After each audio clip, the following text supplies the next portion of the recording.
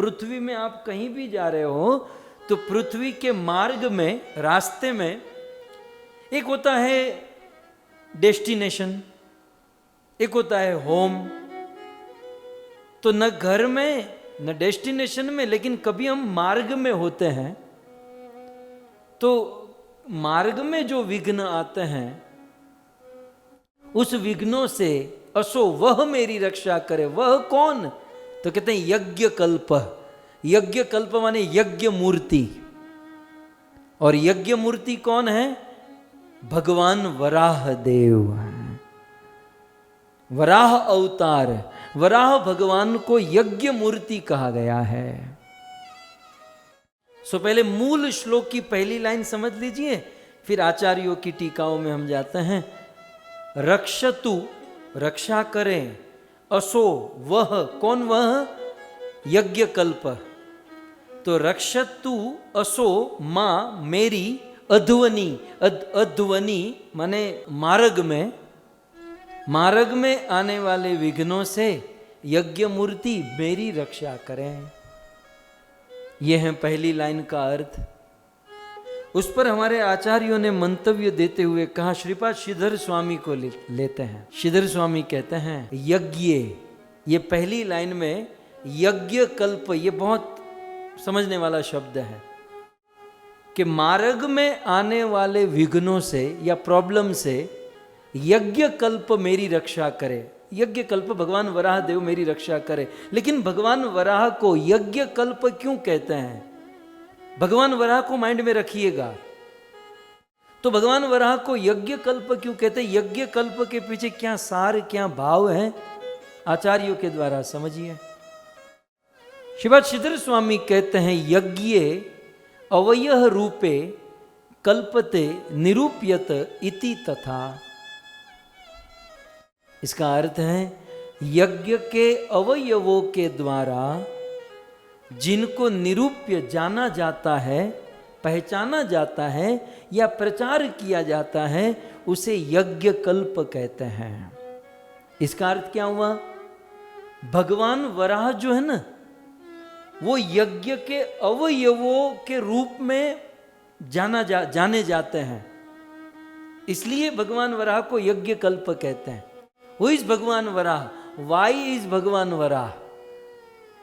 तो भगवान वराह देव का मूल उद्देश्य यज्ञ को कराना है, इसलिए भगवान वराह को यज्ञ मूर्ति कहते हैं, यज्ञ कल्प कहते हैं। इसलिए भगवान वराह को यज्ञपति भी कहते हैं। सो श्रीधर स्वामी ने यज्ञ कल्प, प्रथम लाइन का अंतिम शब्द भगवान वराह को यज्ञ कल्प कहते हैं। क्यों? क्योंकि भगवान वराह का निरूपण या उनकी पहचान या उनका प्रचार यज्ञ के अवयव के रूप में, आप थोड़ी संस्कृत देख सकते हैं। यज्ञ अवयव रूपे, यज्ञ के अवयव के रूप में, कल्पते माने निरूप्यते, उनका निरूपण किया जाता है, प्रचार किया जाता है। क्यों? क्योंकि भगवान वराह के प्राकट्य का मूल उद्देश्य ऋषि मुनियों के द्वारा होने वाले यज्ञ की रक्षा है। ऋषि मुनि यज्ञ नहीं कर पाएंगे तो ऋषि मुनियों की यज्ञ की अग्नि को सुरक्षित रखने के लिए भगवान वराह प्रकट हुए हैं। एक्चुअली इसीलिए तो हिरण्याक्ष, हिरण्यकशिपु और हिरण्याक्ष, हिरण्याक्ष बड़ा भाई था। हिरण्याक्ष ने सोचा कि देवताओं से युद्ध करना है और देवताओं की शक्ति बढ़ती है इस पृथ्वी पर यज्ञ करने से। ये ऋषि मुनि यज्ञ करते हैं, देवताओं की शक्ति बढ़ाते हैं और फिर हमको भारी पड़ जाते हैं। क्या करें? बोले ऋषि मुनि यज्ञ तब करेंगे ना जब पृथ्वी होगी। पृथ्वी ही नहीं होगी, यज्ञ कहां से करेंगे? तो वो दीति का ज्येष्ठ पुत्र हिरण्याक्ष पृथ्वी को ही रसातल में छुपा दिया और तब भगवान यज्ञ मूर्ति भगवान वराह देव प्रकट हुए। क्यों? क्योंकि ऋषि मुनियों का यज्ञ खतरे में पड़ गया था। इसलिए कुल मिलाकर यज्ञ कल्प भगवान वराह देव को इसलिए कहते हैं। अब आइए, वंशीधर जी ने कुछ और लिखा। सभी आचार्यों के थोड़े थोड़े अलग अलग एंगल से मत हैं। हमें रसास्वादन करना है बस। वंशीधर जी क्या कहते हैं? वो कहते हैं यज्ञा कल्पहा समर्थः। कल्प का अर्थ होता है समर्थ, तो यतः स यज्ञ कल्प, तो यज्ञ करने में जो समर्थ हैं उसे यज्ञ कल्प कहते हैं। यहाँ तो यहाँ पहली लाइन में जो यज्ञ कल्प भगवान वराह को कहते हैं, तो वंशीधर जी ने कहा यज्ञा कल्पहा समर्था, कल्पा माने समर्था, तो यज्ञ करने में समर्थ यतः स यज्ञ कल्पः। तो भगवान वराह देव जो है वो यज्ञ करने में समर्थ हैं, इसलिए उनको यज्ञ कल्प कहा जाता है ना। जब आप नारायण कवच का पाठ करोगे तो यज्ञ कल्प, तो क्या उसमें क्या आप इमेजिन करोगे? जब ये सुना होगा तो आपको इमेजिन होगा, अरे बाप रे, यज्ञ कल्प माने भगवान वराह जो यज्ञ के अवयव है, जो यज्ञ करने में समर्थ है। आइए विश्वनाथ चक्रवर्ती ठाकुर कुछ और कहते हैं, ये चक्रवर्ती पाद का मंतव्य है। विश्वनाथ चक्रवर्ती ठाकुर कहते हैं यज्ञ अवयव है कल्पते समर्थ्यत इति यज्ञ कल्पः। चक्रवर्ती पाद कहते हैं यज्ञ और यज्ञ की वस्तु ये दोनों रक्षा करने में समर्थ हैं, इसलिए भगवान वराह को यज्ञ कल्प कहते हैं। यज्ञ की तो रक्षा करते हैं, लेकिन यज्ञ करने की जो वस्तु समिधा कुश आदि हैं उनकी भी वो रक्षा करते हैं। यज्ञ अवयवे कल्पते समर्थ्यत इति यज्ञ कल्प। और एक आचार्य यज्ञ कल्प के विषय में कहते हैं यज्ञ कल्पा फलदान समर्था यस्मात् स यज्ञ कल्प। विद्वान तो बन ही जाना है जो भी है। यज्ञ कल्पा फलदाने समर्था, यज्ञ करने वालों को फल देने में समर्थ हैं, इसलिए भगवान वराह को यज्ञ कल्प कहा जाता है। तो इसका अर्थ यही हुआ ना, जब हम यज्ञ करते हैं तो उसका फल कौन देते हैं? भगवान वराह देव। तो यज्ञ कल्पहा फलदान समर्था यस्मात् सह। कहीं नहीं पाओगे ये अर्थ, ये शब्द, ये रसास्वादन आपको एक और मात्र एक ब्रह्म मध्व गौड़ीय धारा श्री चैतन्य महाप्रभु शिल प्रभुपाद और उसमें भी परम पूज्य राधा गोविंद गोस्वामी महाराज के आश्रय में ही ये धन, ये वस्तु प्राप्त होगी। बाकी कौन ये सब करता है? कौन? मूल श्लोक में ये लोग नहीं जाते। ये तो मूल श्लोक की भी गहराई में जाकर इन एक एक शब्द को समझना, इसका आस्वादन करना। आइए और एक बहुत सुंदर बात यज्ञ कल्प के ऊपर। यज्ञ सादृश्येन उपासना अर्थ कल्पते निरूप्यते इति वा यज्ञ कल्प। यज्ञ जैसी उपासना का निरूपण करने के कारण भगवान वराह देव को यज्ञ कल्प कहा जाता है।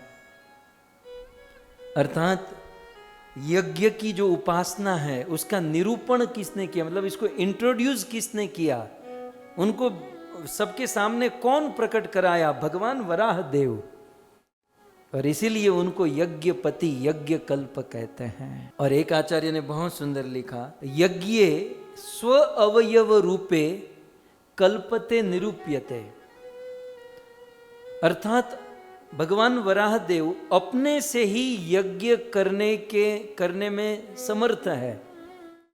भगवान वराह देव अपने से यज्ञ का निरूपण कर सकते हैं। तथेति तथापि इति परलोको उपकारित्वम सूचितम। लेकिन फिर भी परोपकार करने के लिए,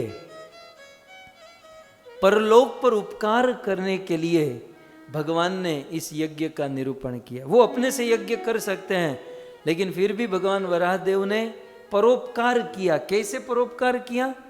तो कहते हैं स्वद्रष्टया उन्नीता रसातल आदि आद्रुता येन स इतिह लोपकारो दर्शित। भगवान वराहदेव अपने से यज्ञ कर सकते थे, लेकिन फिर भी परोपकार किया। कैसे? रसातल में जाकर स्वदृष्टया अपने दांतों के ऊपर पृथ्वी को रखकर रसातल से उनको बाहर निकाला और धरती को अपने उनके स्थान पर स्थित किया, प्रस्तुत किया। इसलिए भगवान वराहदेव को यज्ञ कल्पते कहा जाता है। परोपकार के लिए उन्होंने इस धरती को उत्थान करके उस स्थान पर रखा। तो ऐसे यज्ञ कल्प भगवान वराहदेव मां अध्वनि, मेरे मार्ग में आने वाले विघ्नों से रक्षा करें। कैसे? जब भगवान वराहदेव पृथ्वी का उद्धार करके आ रहे थे तो उनको मार्ग में ही हिरण्याक्ष मिल गया था। मार्ग में मिला ना, रास्ते में मिला था। वो न तो घर पर आया, न डेस्टिनेशन में, न होम में, कहीं नहीं, वो मार्ग में मिला। तो मार्ग, पृथ्वी को लेकर जा रहे थे और मार्ग में हिरण्याक्ष आया और मार्ग में ही उनका वध किया। इसलिए यहां पर कहते हैं कि मां अध्वनि, मतलब मेरे मार्ग में हिरण्यकशिपु जैसे विघ्न आए, हिरण्याक्ष जैसे विघ्न आए, तो उससे आप मेरी रक्षा कीजिए। और फिर आगे कहते हैं स्वदृष्ट या उन्नीत धरो वराह, और उस भगवान वराह के लिए दूसरी लाइन कहते हैं स्वदृष्ट या, कैसे मेरी रक्षा करो? जैसे आपने अपने दांतों के ऊपर पृथ्वी को धारण किया और उन्नीत धरो, उस धरा को, पृथ्वी को उन्नीत ऊपर उठाया, तो ऐसे भगवान वराह मार्ग में आने वाले विघ्नों से मेरी रक्षा करें। भगवान वराह माने शुकर, सुवर, लेकिन संसार के साधारण शुकर की तरह नहीं थे। भगवान वराह का दिव्य रूप था। जयदेव गोस्वामी ने उस रूप को बहुत सुंदर निरूपण किया। जयदेव जी कहते हैं, वसति दशन शिखरे धरणी तव लग्ना, शशिनी कलंक कलेव निमग्ना, केशव द्रीता शूकर रूपा, जय जगदीश हरे, जय जगदीश हरे, जय जगदीश हरे। श्री जयदेव कवि लिखते हैं कि वसति दशन शिखरे धरणी तव लगना। भगवान वराह के दशन दांत, और दांत का शिखर, ऐसे दांत ऐसे ऊपर है और दांत का शिखर जो है, बिल्कुल दांत की टोच जो है, वहां पर धरणी तव लग्न, वहां धरती को धारण किए है। और भगवान वराह के दांतों के अग्र भाग पर धरती को, पृथ्वी को जो धारण किए हैं, वो कैसा लगता है? शशिनी कलंक कलेव निमग्ना, जैसे चंद्रमा में कोई कलंक है, वैसे चंद्रमा की तरह चमचम चमचम चमकते हुए भगवान वराह के दांत, और उसमें ब्लैक स्पॉट की तरह पृथ्वी लग रही है, मानो चंद्रमा के समान भगवान वराह देव चमक रहे हैं। ऐसे केशव धीता शुकर रूप, ऐसे भगवान केशव ने शुकर रूप धारण किया है। भगवान की जय हो, भगवान केशव की जय हो। वराह का अर्थ क्या होता है ये मैं कहूंगा। वो तो यज्ञ कल्प तो देख लिया आपने, भगवान वराह को यज्ञ। वराह का अर्थ सिंपल, आप चलते घूमते भी कर सकते हैं। आप अपने जीवन में वराह कितनी बार बोले होंगे? लगभग 1000 बार बोले होंगे। लेकिन अब इसका अर्थ बोलूंगा ना, आपकी खिड़की खुलेगी। वराह जो है ना, उसकी संधि विच्छेद करेंगे तो उसमें 2 शब्द बनेंगे, वर और आह। वर और आह।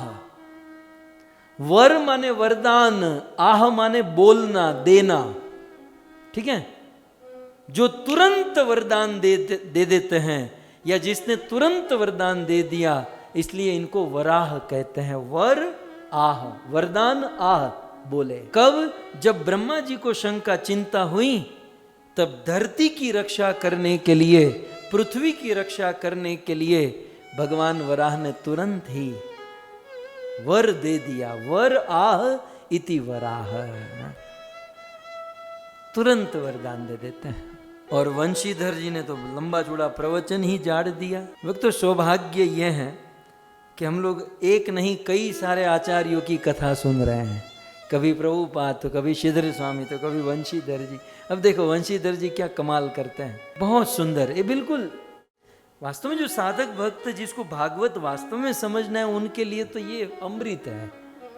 अब देखो वराह का अर्थ इन्होंने क्या किया, बहुत सुंदर, बिल्कुल गहराई में जाकर वर, वर आह, ठीक है। इन्होंने वर का अर्थ क्या किया, वरम अहो दिवसो यस्मात् स्मरण आदिनी इति वराह। क्या बात है, इसमें तो वराह में दो शब्द हैं, वर और आह, ठीक है। तो यहां पर वंशीधर जी ने क्या कहा, वर माने वर्णीय, समझते हैं, वर्णीय, वर्णीय माने वर्ण करने लायक, चुनने लायक, बिल्कुल चुने हुए मोती। अब आपको वर समझाना पड़ेगा, वर्णीय। भागीरथी गंगा के तट पर महाराज परीक्षित को कथा सुननी थी, खोज रहे थे कोई मिल जाए, कोई मिल जाए। तो उतने में सुखदेव गोस्वामी आ गए, और जैसे ही सुखदेव गोस्वामी को बिठाया, महाराज परीक्षित उनके समक्ष बैठे और बैठकर निवेदन किए कि हे सुखदेव गोस्वामी, ध्यान से सुनिएगा, मैं वर शब्द के ऊपर आपको कहना चाहता हूं। वराह में जो वर है ना, बहुत सारे वर मेरे सामने, गुजराती वाला वर नहीं, हिंदी वाला नहीं, तो वर हम बन ही चुके हैं। तो ये वराह वाला वर, तो वर माने वर्णीय। कैसे वर्णीय? तो परीक्षित महाराज ने पहला प्रश्न क्या पूछा जानते हैं? बहुत सारे प्रश्नों में से पहला प्रश्न यह था कि हे सुखदेव जी, म्रियमाणस्य किम कर्तव्यम।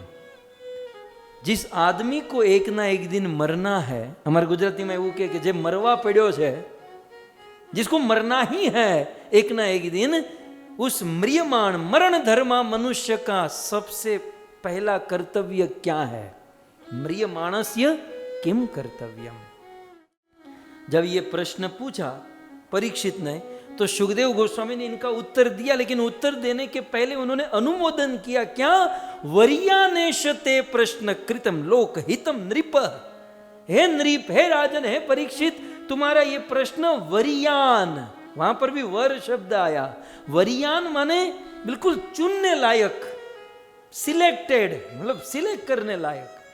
समझ आ गया वर? नहीं तो कुछ लोग अपना कॉलर ऊपर कर रहे थे, मैं वर हूं। अब वर होने के बाद तो चूहा बन ही गए हैं, पहले थोड़े शेर जैसे थे, उसमें कोई गर्व लेने की बात तो नहीं है। लेकिन वर माने चुन लेना, वर्णीय, सिलेक्ट कर लेना, वर्ण कर लेना, जो चुनने लायक है, जो अच्छा है, जो सुंदर है, ठीक है। तो वरम अहो, फिर वर आह। तो आह का अर्थ क्या है? तो कहते हैं अहो मीन्स दिवसो।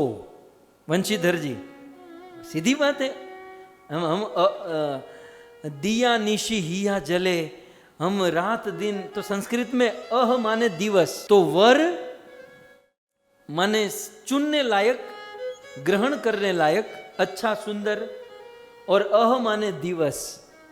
रात दिन जिनका स्मरण करने लायक है, रात दिन जिनका स्मरण वास्तव में चुनने लायक है, रात दिन जिसका स्मरण होने लायक है, वो है भगवान वराह।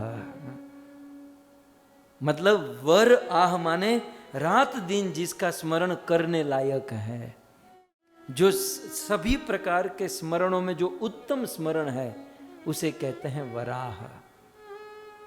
नीचे आप नीचे देख सकते हैं दूसरी लाइन में, अहम पदम काल उपलक्षणम।